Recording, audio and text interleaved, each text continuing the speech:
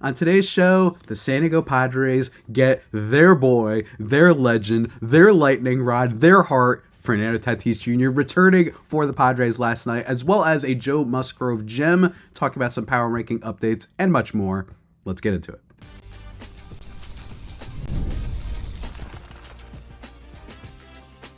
You are Locked On Padres, your daily San Diego Padres podcast. Part of the Locked On Podcast Network, your team every day.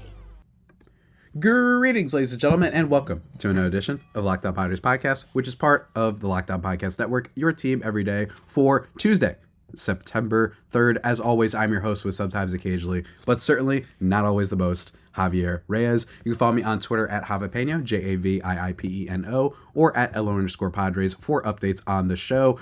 Feel free to reach out to either of those accounts and send me your questions, because we're going on a rolling basis this week. You know what I mean? A rolling admissions. That's what we're doing here for the Padres podcast this week. Because of so many missed episodes last week, I wanted to make it up to you guys. And we're actually going to be reading a listener question today, so go do that. You also might be familiar with my baseball-related work over at Just Baseball. Great website, write about the Padres and other stuff, so go check that out. And I also host a podcast there called Baseball versus the World about general baseball goodness. Folks, I'm going to be honest with you. You might be able to tell based on my voice that I'm having trouble. I'm still a little bit sick. So I'm going to be talking as lightly as possible. I don't have the same energy level because then I start to cough a bit, and I want to try and keep that, a little bit down just for you guys. But believe me, the Padres are certainly not down. We're recapping last night's game, and we got to start with, first and foremost, the boy is back. Fernando Tatis Jr. is back in the lineup. He hit second yesterday. Firstly, just got to talk about the fact that we love FanDuel, guys, really quickly. Let me just tell you, I forgot to mention this. Now through September 22nd, all FanDuel customers can bet $5 and get a 3-week free trial of NFL Sunday Ticket from YouTube and YouTube TV. Visit FanDuel.com to get started. Sorry about that interjection there. But Tatis, look, before he went on the IL, Fernando Tatis Jr. was still really one of the best players on this team.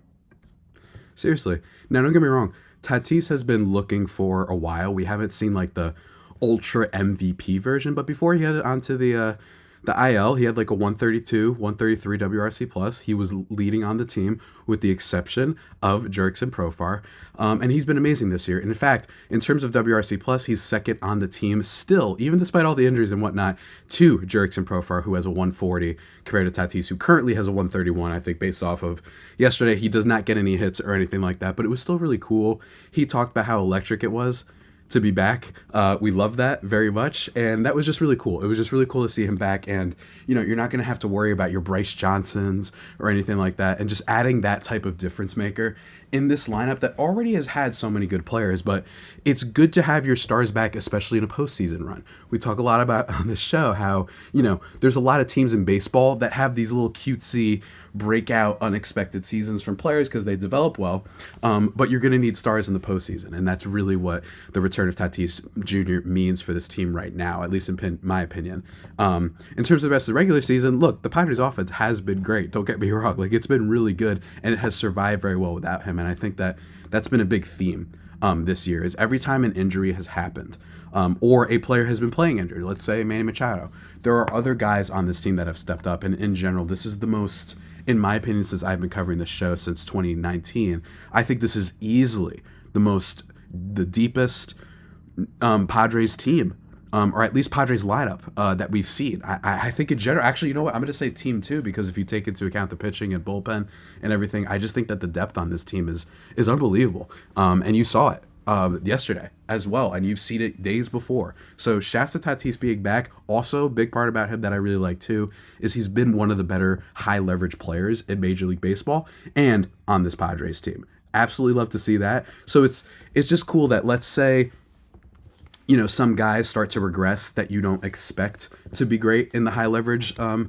the degree that they've been. So like your Jurickson Profars, maybe even your Jackson Merrills to an extent. Well, they just added Fernando Tatis Jr. back. So for everything that might regress, right? And again, I'm getting out a little bit of a tangent here, but for everything that might regress, based on what's been going well for the Padres. High leverage situations. If they go back to normal and they're not able to make 5-run comebacks the same way that they've been doing for much of this year, it's okay, because guess what? You have other things to supplant that and supplement it, I should say.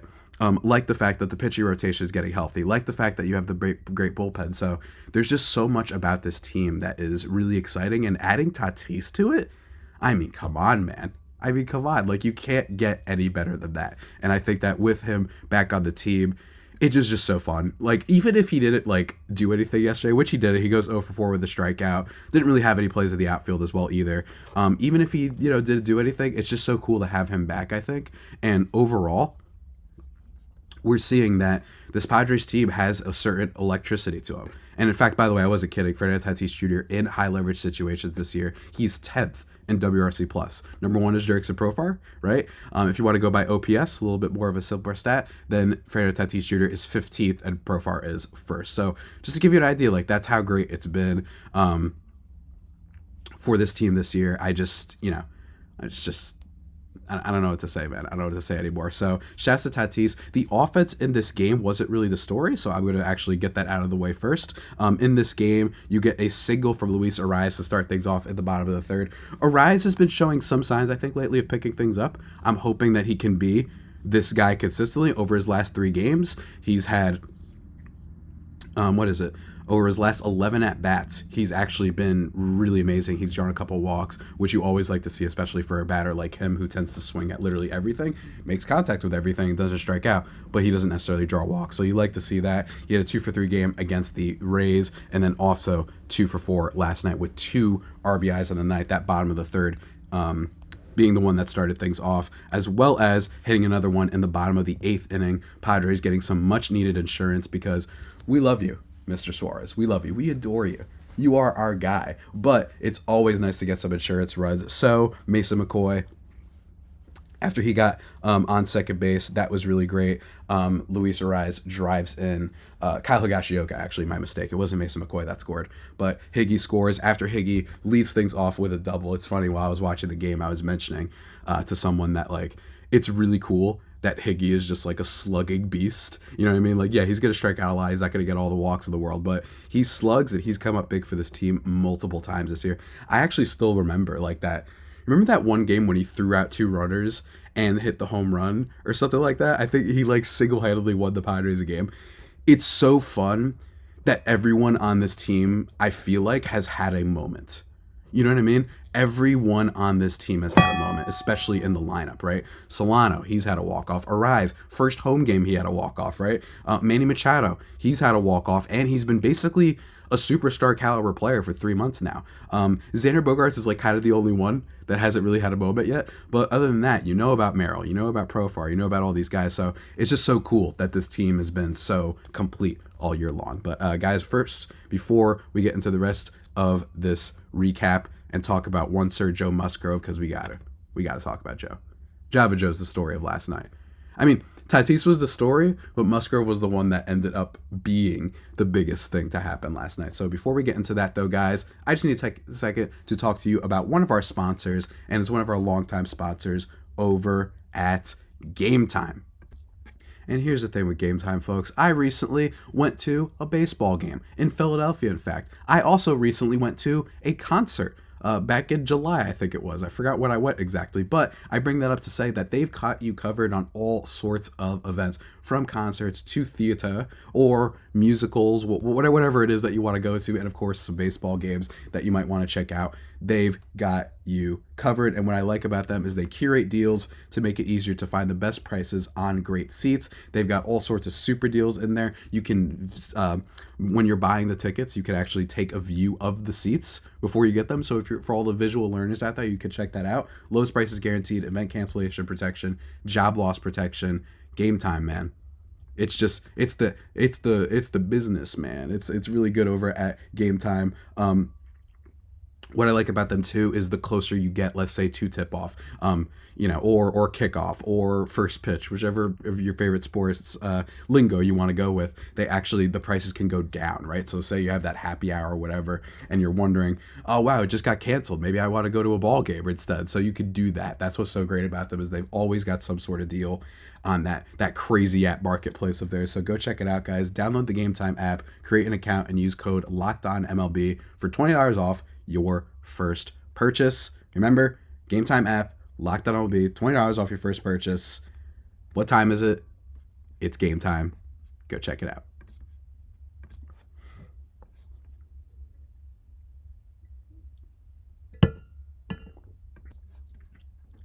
And just like that, everybody, we are back thriving and vibing into segment number 2 of this here podcast. Again, I want to just say one more time, my apologies if I'm like a little bit lower energy than you're used to. Again, I'm trying, folks. We're hanging in there. The voice will be back in full force, I promise you. But let's talk about, speaking of back in full force, let's talk about Joe Musgrove last night. And I mentioned in the first segment that what's so exciting about this Padres team is, even if the number one thing, their ability to produce with runners on base in the clutch situations, whatever you want to call it, that even if that were to go down, that it's okay, because even if that isn't sustainable, which it usually isn't, especially to the degree that they've been, right? Like, as a team, the Padres are number one in baseball in high leverage situations by nearly 30 points if you go by WRC plus versus the second place team. So if you're expecting some regression there, the best news is that they've helped out where you might not even see quite as many high leverage situations. That sounds weird, but it's true, because of the fact that the rotation, the bullpen has been improved, and the rotation is exciting, and that is Mr. Joe Musgrove tossing an absolute friggin' gem last night against yes, it is a Tigers lineup that leaves a little bit to be desired, but I don't really care. You know what I mean? Because for Joe Musgrove, we just need to see that he still has it. That's what we need to see out of him. 6 innings in this one, no earned runs. He does give up 3 hits and 2 walks, but he strikes out 8. Absolute magic. And even his last start against the Cardinals, right, where he gave up 3 runs, he still went 6 innings. He still gave a quality start. And then before that, he had the near perfecto, right, with going 7 innings, only allowing 1 hit, and then 9 strikeouts against the Mets. He has looked really, really good for a long time now. Basically, since coming off the IL, he's not given up more than 3 earned runs in a start. He hasn't given up more than 7 hits. Or, forget that, he hasn't given up more than 3 hits.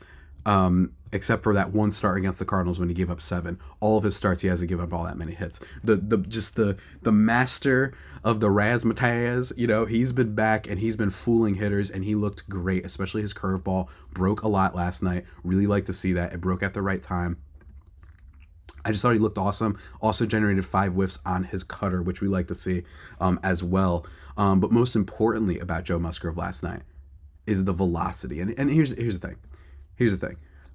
There was real concern for me about Joe Musgrove, and I talked about this. And I talked about why I thought that the trade deadline, that one of the more exciting or scary things was the fact that they didn't target much starting pitching. Yes, they traded for Martin Perez, but they didn't go for your Flaherty's or your Garrett Crochets, who'd been rumored for so long.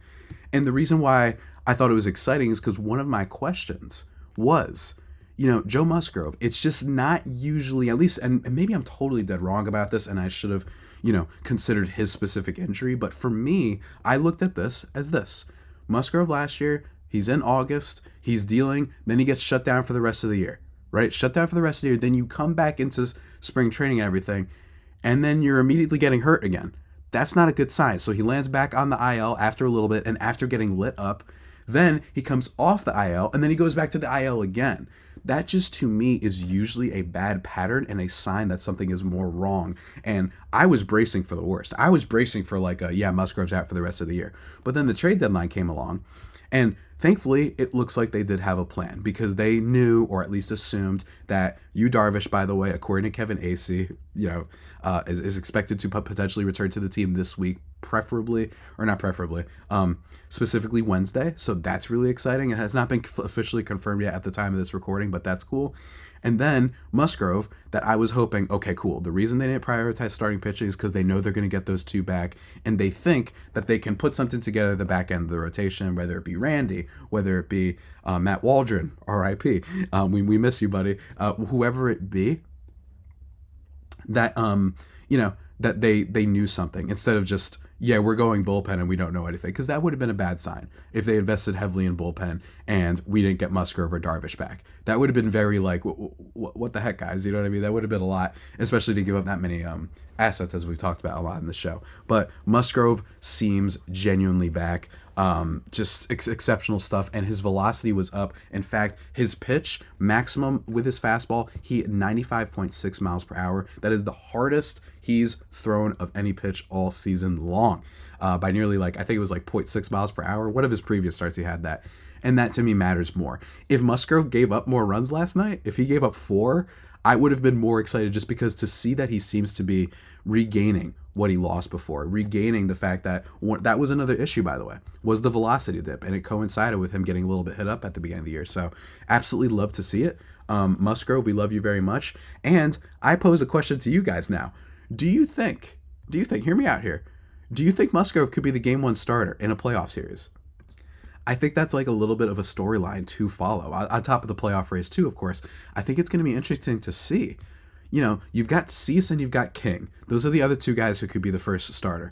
And then if Darvish comes back, now he's going to be coming back later, and he's still going to have to ramp up and get back to it. But I could see a world in which they're like, you know what? Musgrove has just been our guy, and we want to start off with a guy that is just a master at giving us quality starts, versus a Cease who, we love you, Cease, but also it's not like completely impossible that he has one of those 4-inning games and he gives up 5.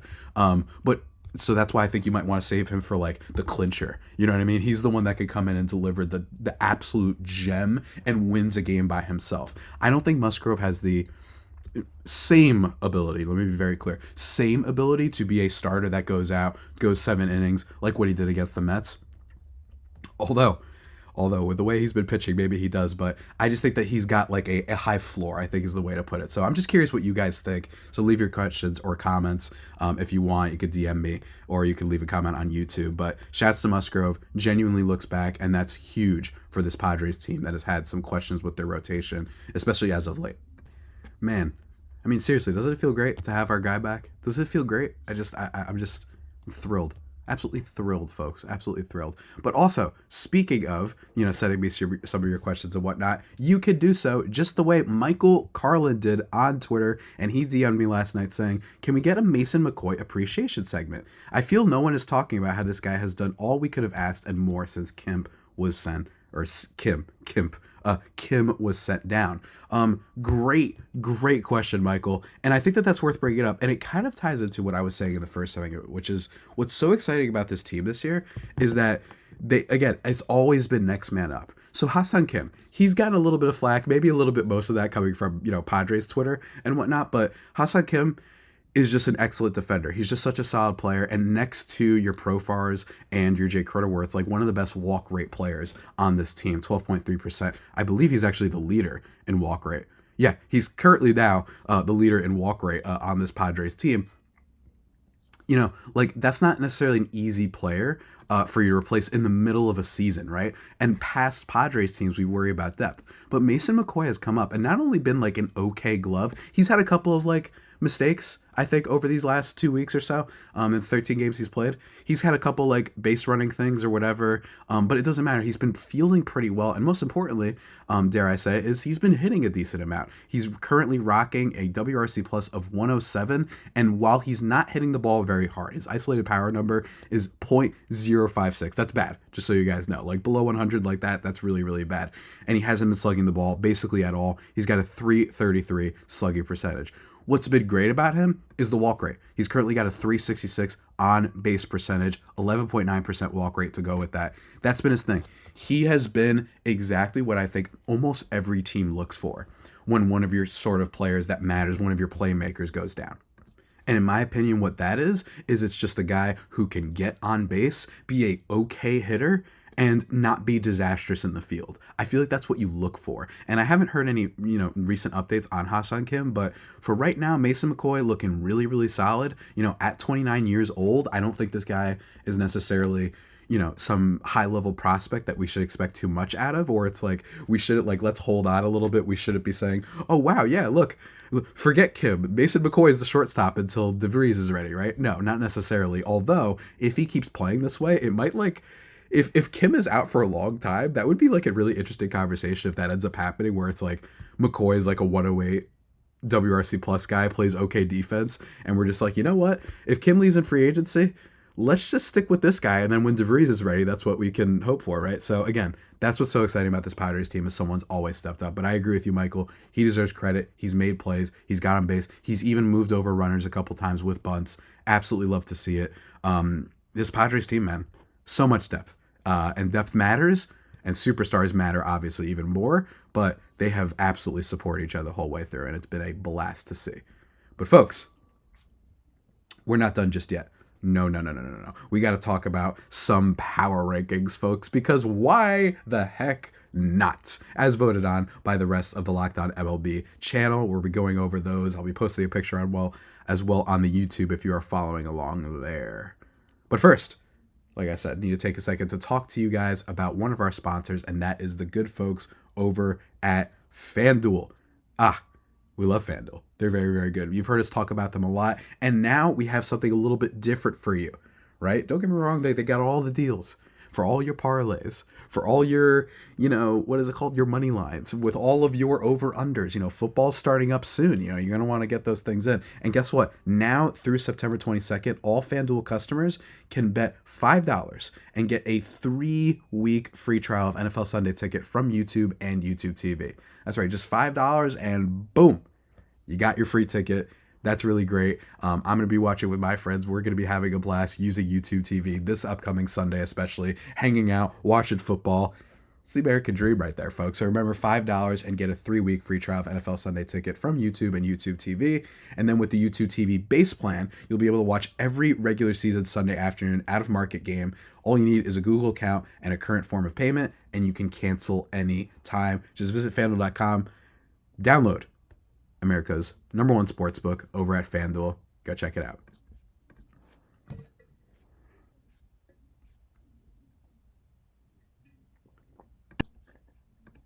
And just like that, everybody, we are back thriving and vibing into segment number 3.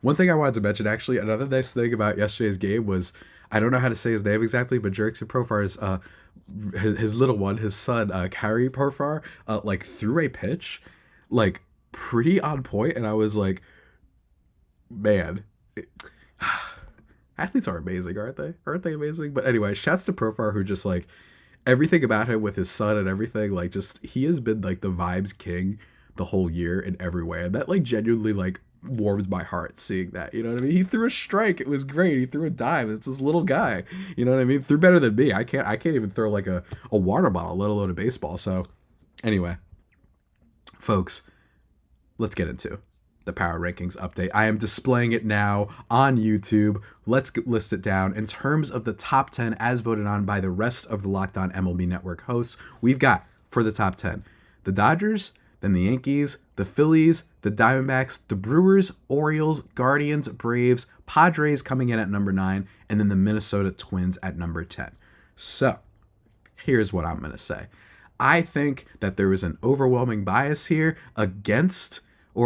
in favor of the D-backs because of the fact that they made the World Series last year. And don't get me wrong, they are great. But to me, if we're just basing it on, what a team looks like right now, if we're basing it on kind of how, the fact that both the Padres and Diamondbacks have both been electric since the All-Star break, and I get it. I get saying, I wouldn't mind anyone saying I rank the Diamondbacks a little bit higher because I think that, they have made the World Series before, and I like the fact that, Corbin Carroll has been finally making a little bit of a comeback for them, right? And even without him doing well all year, even without him even doing amazing except for until this recent stretch, I totally relate to people being like, you know what? I just trust that team more. You know what I mean? I get that. But to put them 5 spots ahead of the Padres, Locked On MLB hosts, what are you talking about? And especially, why are the Atlanta Braves ahead of them? Now, here's the thing. I get it. The Braves have a little bit of an install base, right? I'm not talking about fan base.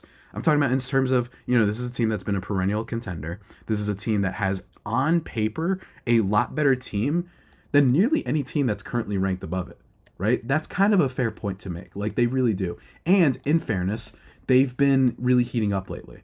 But I don't understand how you can list a team that not only just has less wins than the Padres, but a team that might not even make the playoffs. The Mets are currently just a half game back of them right now. And don't get me wrong, I understand Chris Sale might win the Cy Young. Reynaldo Lopez has been really good for them. Even Max Fried, former Padre, has been very good for them. But in general, what I see is just like, what are we looking at? The Padres have like 8 more wins than them.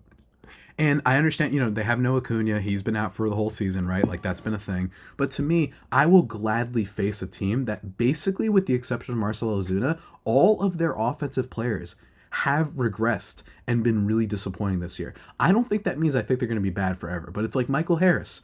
That's a superstar, rookie of the year type of player. He's got an 81 WRC plus this year. Sean Murphy, the star catcher that they've had, that they traded from the A's, he's got a 90 WRC plus this year compared to 129 last year. And in general, his career of 116 average, right? Like his season's been really bad. Then you look at Matt Olson. Has he been doing better? Sure. He's been a lot better as of late. But in general, still just a 107 WRC plus.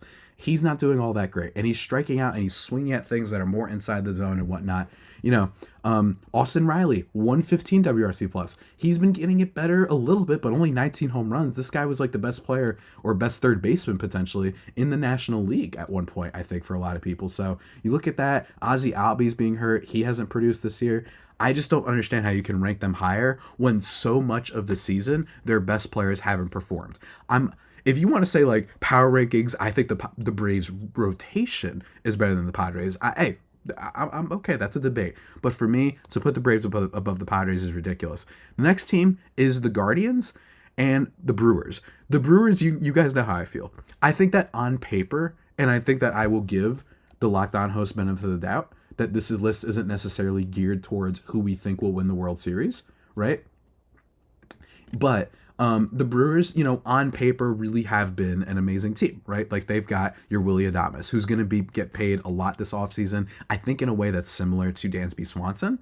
And for Padres fans wondering, is he going to be a Padre? No, I don't think so. And also they shouldn't because they have DeVries. Why would you give a, extended contract to a shortstop when you have a top level shortstop and when you're already spending a lot of money elsewhere? But in general, the Brewers have been a really solid team. Jackson Chourio, while he's not going to be a Rookie of the Year guy, he's the type of player that could be better than our Rookie of the Year down the line. He's a top level prospect. He hit a grand slam the other day. He was just bad for a lot of the season, right? And that's why he's not going to win Rookie of the Year. He's got a 118 WRC plus, but even still, but no Christian Yelich. I look at this team and I say, this is a solid team. I like your Garrett Mitchells, right? Like Monasterio has been okay for them so far. Jake Bowers has done a couple things every now and then. But it's just hard for me to rank them high based on the fact that we know that the Brewers have been very regular season merchant for a long time. But again, if Locked On hosts, if they're going by regular season, I understand it. The Guardians have slowed down a little bit. Jose Ramirez isn't going to come close to winning MVP, I don't think, this season, which is crazy because this guy's going to go 40-40 and no one cares. Like that. Just to turn it out for a second, the star players in baseball this year, it's been such a good year. There's been so much good from this league this year. It's been really, really breathtaking to watch. But when I look at the Guardians, I see a team that I don't understand how they possibly keep this up, right? I understand that Kate Smith has been amazing. I understand that they have the best closer in baseball in Emmanuel Clase. He's been amazing. I get that. But for me, I'm like, are we really going to trust a Gavin Williams, a Tanner Bybee, and even a Kate Smith? Are we going to trust these guys as much? I just don't know if this team, with all the injuries that they've had to that rotation of theirs, how much they've lost with your McKenzie, with your Shane Bieber, we're really going to put them at number 7? We really think that this is totally sustainable? Or are they just having one of those fun, really good seasons that a lot of ball clubs that don't spend a lot of money tend to have, right? Or a lot of these type of teams, the Rays, Guardians, and Brewers are kind of the leaders of that. We've seen this before. I don't really necessarily see anything from them going forward. And I also think that the Yankees at number 2 is way too high. Are they good? Yes. But I don't trust that rotation, and I understand that they have to be in the top 10. They do.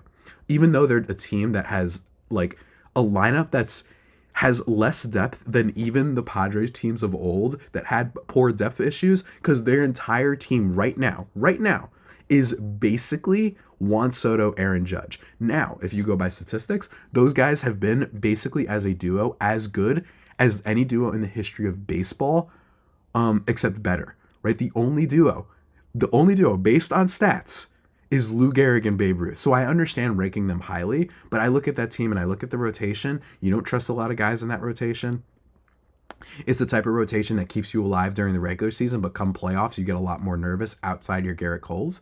And I just look at the fact that there's too many atrocious players on that offense. I think that's my issue, right? Yes, Jazz Chisholm has been awesome for them, and maybe that's part of the reason why people are excited. Yes, Giancarlo Stanton has been really solid too. But I just look at some of those bad players, your Volpes, your Gleyber Torres. I mean, Alex Verdugo's a mess. Trent Grisham, our former guy. So I don't totally see it for them. I get it, but that's still a little bit high. Phillies for me at 3 is perfect. I just think that team is the number one playoff team that I don't want the Padres to face if they can, out of all the teams, and the D-backs too, but I would really like to avoid the Phillies because I still think they've shown you that they can catch fire and they have a little bit more than the stat sheet shows, and they can get on fire. They have a good vibe to them. They've got a great rotation in Ranger, Wheeler, and Nola to start things off, and even a Christopher Sanchez. So that team I actually think should be number 2.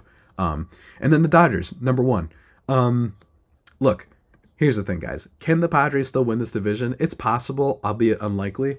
I think that with the Dodgers, the thing I'm worried about with them is not just Ohtani, but the fact that he brings an aura to them that might change their losing ways in the postseason. That's the thing I'm worried about.